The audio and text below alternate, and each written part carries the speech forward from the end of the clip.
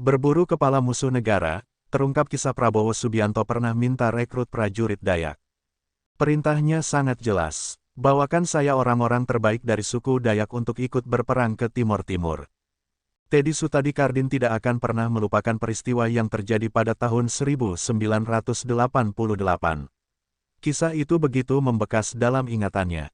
Pengalamannya begitu mengerikan, hingga ia tak mau melakukannya lagi. Dibayar ratusan juta rupiah juga, saya tidak mau, ujar pria kelahiran Bandung tanggal 11 Maret tahun 1951 itu. Kala itu, Teddy mendapat perintah dari Prabowo Subianto yang saat itu menjabat sebagai Mayor Infanteri Komandan Batalion Infanteri 328 Kostrad atau Komando Cadangan Strategis Angkatan Darat. Perintahnya sangat jelas, bawakan saya orang-orang terbaik dari suku Dayak untuk ikut berperang ke Timur Timur. Katanya sebelum perintah Prabowo datang, Teddy diminta hanya mengajar kemampuan navigasi alam untuk para prajurit di Batalion 328. Hanya banyak peta dan kompas saja, sederhana, ujar Teddy. Semua ia ajarkan secara gratis tanpa bayaran. Pada saat diminta untuk mengajar pasukan elit tersebut sebenarnya tidak terlalu antusias karena ia sudah terlanjur menandatangani kontrak dengan perusahaan minyak asing. Prabowo lalu mendesak Teddy untuk membantunya sambil berkata jika batu asing mau, bantu bangsa sendiri tidak mau. Masa bantu bule mau, bantu negara sendiri tidak mau. Berapa Anda dibayar mereka? Saya bayar dengan harga yang sama, kata Prabowo saat itu. Teddy sebenarnya agak tersinggung dengan perkataan Prabowo. Teddy bergumam dalam hati dan berpikir gaji seorang tentara pasti tidak mampu membayar dia yang sudah mendapat $3.000 per bulan. Namun Teddy tidak mau mempersalahkan hal tersebut. Ia telah berhitung, tabungannya memiliki saldo ratusan ribu dolar Amerika Serikat. Lalu ia juga telah memiliki rumah dan mobil, deposito 100 juta rupiah dengan bunga 1,2% per bulan cukup untuk membiayai kebutuhan keluarganya. Petik 2. Gini deh mas, 2 bulan lagi kontrak saya habis. Saya bantu Anda setahun gratis, katanya.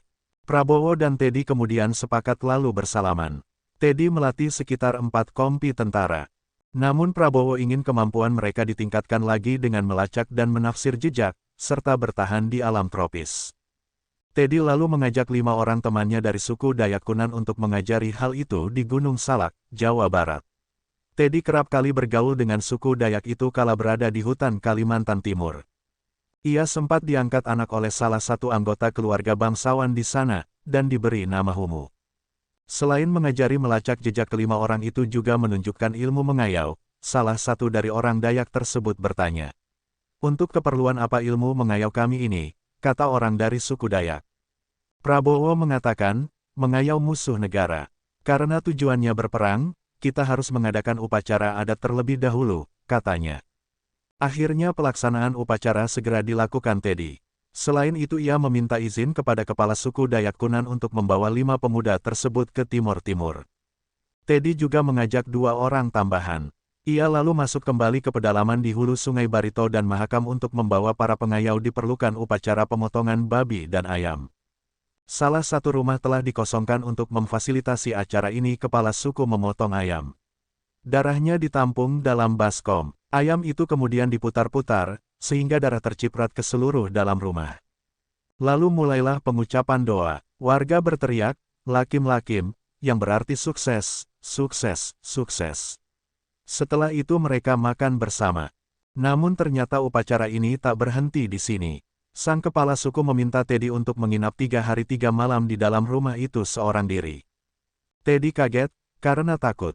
Tapi tak kuasa menolak. Masa utusan Prabowo penakut, katanya. Pada malam pertama Teddy merasa sangat ketakutan. Ia merasa hampir gila. Mentalnya rontok begitu mendengar suara gemuruh air sungai dan angin yang masuk dari dinding kayu. Suara alam malam itu tampak tak seperti biasanya, begitu bising seakan mengantar makhluk tak kasat mata untuk berkumpul di sekeliling Teddy. Teddy merasakan kantuk yang tak tertahankan, namun tak bisa tidur dengan tenang karena merasakan seperti ada banyak orang di sekitarnya. Teddy juga berteriak-teriak, ia sempat akan membaca ayat-ayat suci, tapi ia batalkan. Tadi dipanggil, masa saya mau usir, katanya. Teddy lalu mengeluarkan pisau dan mengacungkannya. Kalau mau datang-datanglah, tapi awas kalau sampai kelihatan, katanya. Pada malam itu Teddy sama sekali tidak melihat roh leluhur. Tapi ia merasakan ada bau busuk, wangi bunga dan aroma dedaunan kram melewatinya. Selama 3 malam, Teddy merasakan tekanan psikologis yang amat mengerikan. Ia hanya bisa duduk bersandar ke dinding rumah, sambil tetap memegang pisaunya. Setelah itu kepala suku mengatakan, permintaan mereka telah diterima oleh para leluhur. Upacara itu pun berhasil. Ketujuh pemuda Dayak tersebut akhirnya berangkat ke timur-timur. Teddy tidak ikut pergi ke sana, karena ia harus menunggu istrinya yang sedang hamil anak kedua. Setelah anaknya berusia 3 bulan, Teddy kemudian menuju ke sana untuk melihat teman-temannya. Pada awalnya Teddy hanya ingin berkunjung ke timur-timur sebentar saja. Namun, rencana itu berubah, ia malah menetap di sana selama 3 bulan.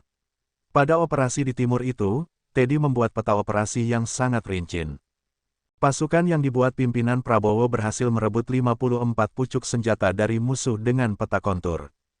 Teddy mampu memprediksi gerak musuh dan bagaimana mengantisipasi serangan. Ia mengetahui di mana jalan setapak, lembah, gunung, dan sungai. Teddy juga sering membuat maket area medan tempur. Ternyata hal tersebut sangat membantu operasi militer. Lalu apakah ada aksi pemenggalan dalam peristiwa itu? Teddy tak mau menceritakan hal tersebut.